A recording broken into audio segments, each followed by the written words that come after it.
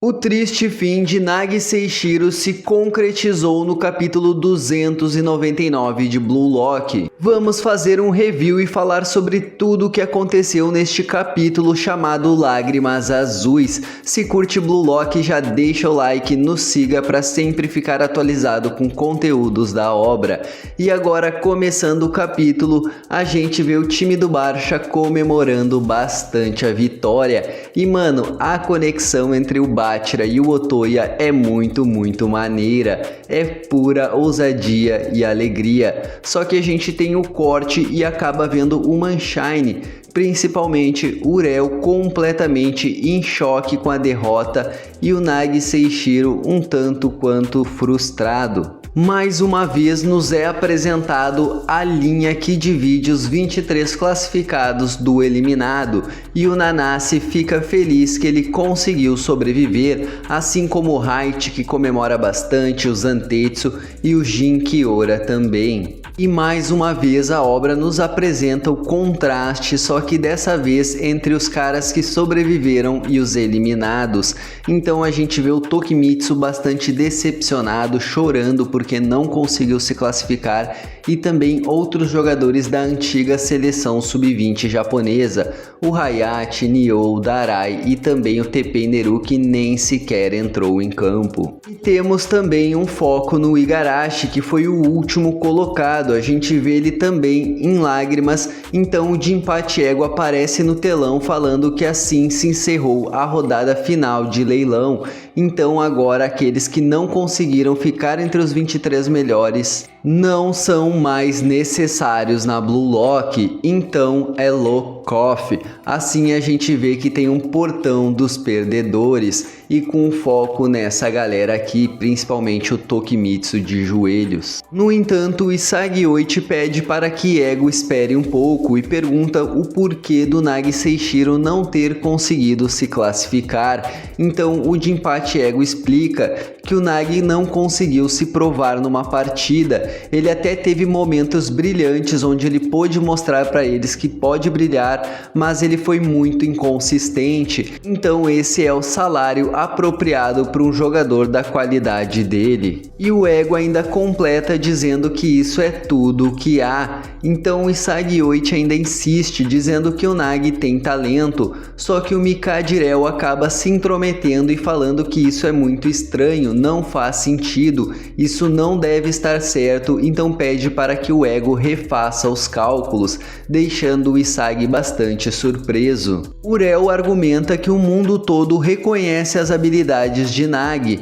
Nem sempre ele está no seu melhor, mas tem jogadas milagrosas que só ele pode fazer. A gente vê que o Nagi segue quieto, enquanto Urel dessa vez começa a ficar desesperado e diz que ele é obviamente um gênio e pergunta para o Ego se não é um desperdício deixá-lo desaparecer ali. Então Urel pede mais uma vez para Jinpachi Ego se ele não pode refazer os cálculos, só que Jinpachi Ego manda ele se calar e se controlar. Ele fala que a Blue Lock não é uma escola, é um laboratório para criar o melhor do mundo. Então o Ego ainda confronta Urel perguntando: o que você acabou de dizer? Ele é um gênio. Isso é uma piada. Os resultados são claros o suficiente. De acordo com Jinpachi Ego, o talento de Nagi murchou, o que deixa Urel completamente em choque. Ele fala que o talento não é o poder de acreditar nas habilidades de alguém, e sim o poder de acreditar e prová-las, mas o talento muda dependendo do envolvimento e do estado mental. Amigos, rivais, gols e emoções, tudo isso pode aumentar ou diminuir o talento de alguém, e às vezes você consegue um resultado que supera o seu talento. A finta selvagem do Nagi Seishiro na partida contra o Bastar foi uma prova disso. E naquele momento, Nagi Seishiro inesperadamente provou que ele poderia produzir resultados além do seu talento.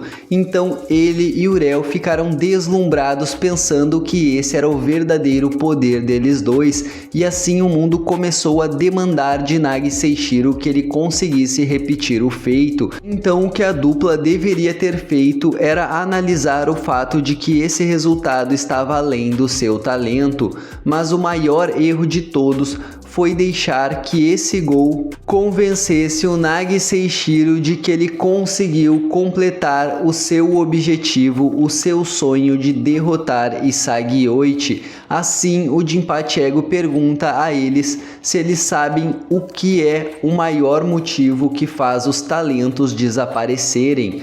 Falta de esperança, desespero, medo? Não é nenhum desses. É a satisfação. O Nagi ainda não tem o que é necessário para vencer Isagi Oichi, mas no momento ele conseguiu superar Isagi por sorte.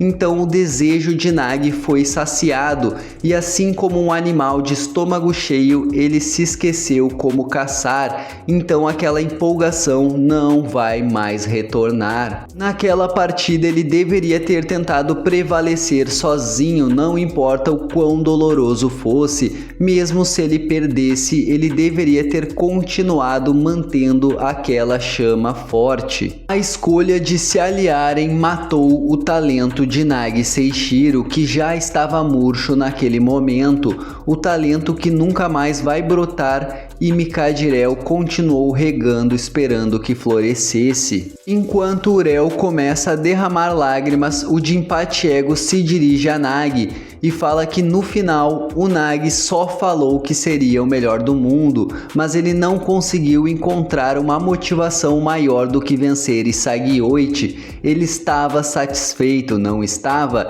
É por isso que ele ficou com medo de perder aqueles que estavam na sua volta. Urel, chorando bastante, tenta falar pro Ego parar com isso, só que o Ego manda ele se calar e fala que isso é a Blue Lock. O Ego fala que ele só precisa daqueles loucos sonhadores que não estão satisfeitos até serem os melhores do mundo.